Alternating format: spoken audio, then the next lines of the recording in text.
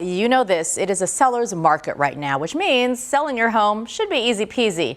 But as it turns out, this isn't necessarily true because there are still mistakes that home sellers can make, which can lead to problems. Yeah, one thing is certain, it's better to be a seller than a buyer right now. So here in the Valley, houses are selling days after going on the market, sometimes hours. Bidding wars are now expected. Some houses snatched up by desperate buyers, sight unseen. If you're on the lucky side of the housing market and you're selling, don't get so excited that you forget to dot your I's and cross your T's. So Kylie joins us live with all the details you need to know, no matter what. Kylie, good morning. Good morning. We've been on the real estate beat this morning. If you were watching us earlier, we talked about price increases expected this year. We saw the median sales price increase 28% last year, and this year some real estate experts expect maybe 15 to 25%. So like you mentioned, it is still a seller's market out there. And if you're looking at selling your home, maybe you're going to do it sometime this year. Maybe you're thinking about putting it on the market right now, just in time for all of those people coming into town for events like spring training and then obviously the big golf tournament. We have got a real estate expert here, a realtor, Dory with Homey, joining us this morning. Good morning. Hi, thank you for having me.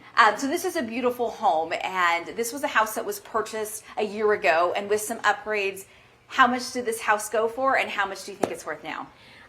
So this house sold just over a year ago for $430,000, and with all the upgrades and everything, we feel like we could get around $630,000 for it. Wow. Okay, so $200,000. So let's say you're looking to sell this particular home. What's the first thing that the seller needs to do? Well, they can't get emotional. I mean, I know it's their property and they're attached to it, but they have to think of it as a business transaction. And in doing so, I think the best thing they could do is hire a real estate agent. That is their expertise. And they can come in and give them suggestions and perhaps maybe do a few little upgrades that might cost them a few $1,000s, but overall that'll make them thousands of dollars more. Okay, so let's say hypothetically you put in, let's say $3,000. Right. You know, you change some paint, you do a little backsplash. How much do you think that could end up getting you in the long run? Maybe $10,000. It depends. People that want to purchase homes now, they tend to want everything completely done.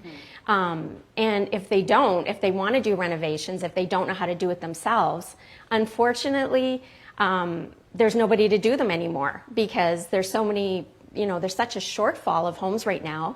All the labor is developing the new builds. So let's talk about this kitchen in particular. So what are some little things that maybe a seller could do to make sure they get top dollar? Sure. So for a few $1,000s, they could paint the cupboards. They could just get a very inexpensive subway tile backsplash. I like that. Add some hardware if there's not already hardware. Maybe even change the countertops. Add a new sink. New faucets.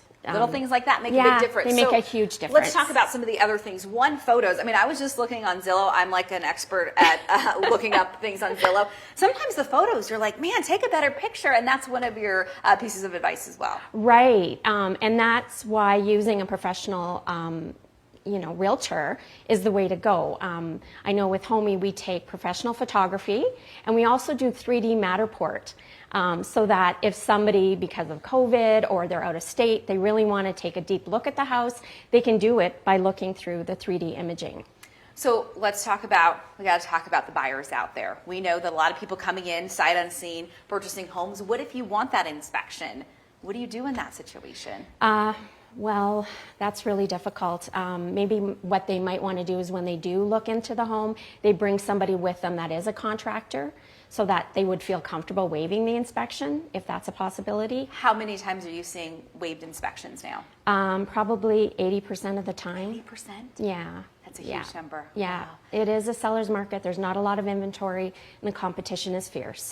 Dory, thank you so much. We know that it is difficult, as you just heard from her. So a lot of people waiving inspections. But if you're trying to sell, hey, you're in a pretty good spot. So do those little things, you'll get even more money. We'll send it back to you. Wow, waiving inspections, 80%. That's crazy. Gosh, it is. Tess, you have your backsplash? Big. Is it ready to go? It's all in place. Good it all deal. looks good. All right. Thank you, Kylie.